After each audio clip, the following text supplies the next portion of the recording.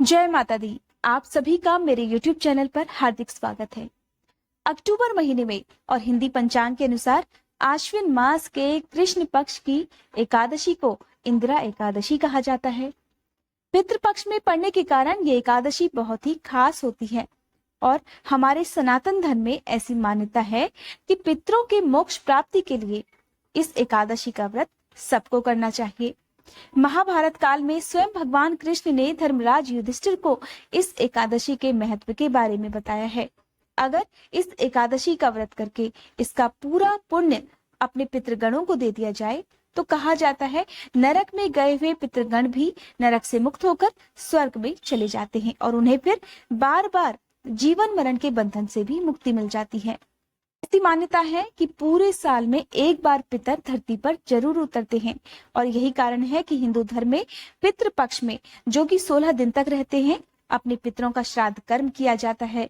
नियम पूर्वक श्राद्ध करने से कहा जाता है कि पितर शांत होते हैं और खुश होकर अपना आशीर्वाद भी देकर जाते हैं। इसलिए अगर आप अपने पितरों का आशीर्वाद प्राप्त करना चाहते हैं और आप चाहे एकादशी का व्रत ना भी रख पाए तो आपको पितृपक्ष में पड़ने वाली इस इंदिरा एकादशी का विधिवत पूजन जरूर करना चाहिए। संभव हो तो व्रत रखना चाहिए। एकादशी के दिन तुलसी की पूजा भी जरूर करनी चाहिए क्योंकि बिना तुलसी की पूजा के एकादशी का व्रत अधूरा माना जाता है। एकादशी के दिन विधिवत भगवान विष्णु की और अपने सभी आराध्य देवी देवताओं की पूजा करने के बाद आपको सुबह और शाम दोनों ही समय व्रत की कथा भी अवश्य सुननी चाहिए।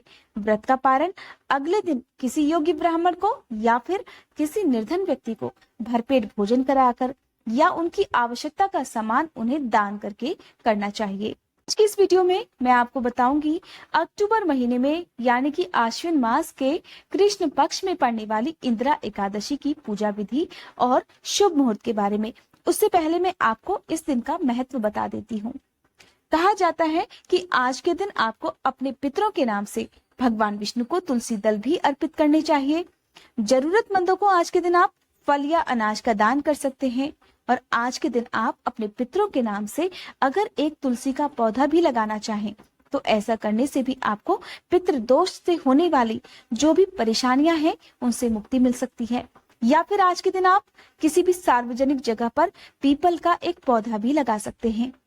कहा जाता है पीपल के वृक्ष में सभी देवी देवताओं के साथ पितरों का भी वास होता है और पितरों को देवताओं के तुल्य माना जाता है।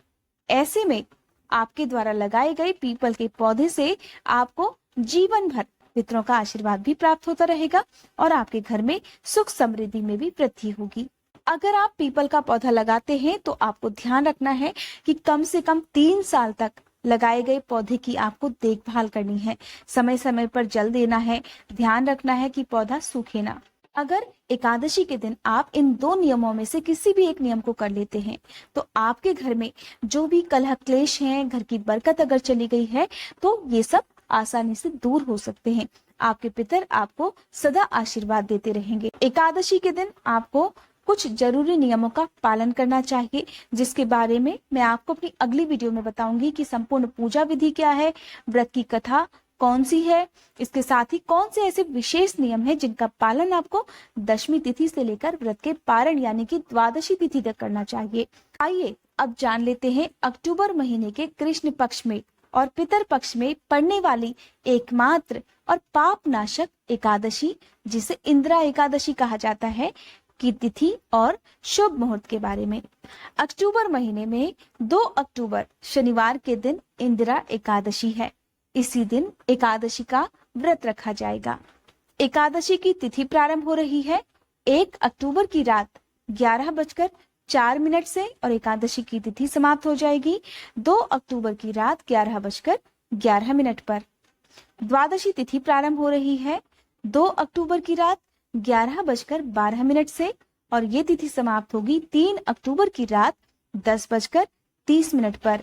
इस तरह से 3 अक्टूबर को पूरा दिन द्वादशी तिथि रहने वाली है।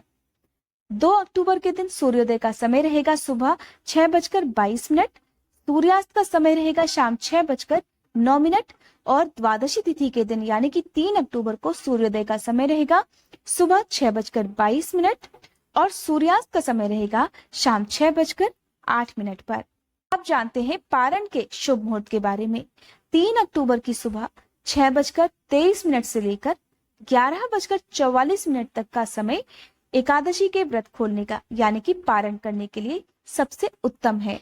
अगर आप इंदिरा एकादशी की संपूर्ण पूजा विधि और इस दिन किए जाने वाले मंत्रों के जाप के साथ साथ अगर आप व्रत कथा भी सुनना चाहते हैं तो मेरे चैनल पर आपको हर एकादशी से संबंधित जो भी पूजा विधि है, व्रत कथा है, उसकी जानकारी आपको समय समय पर मिलती रहेगी।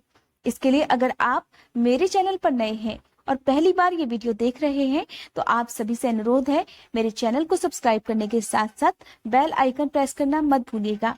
इसके साथ ही ये वीडियो अगर आपको पसंद आई हो तो वीडियो को लाइक करके कमेंट बॉक्स में विष्णु भगवान की जय भी जरूर लिखिएगा।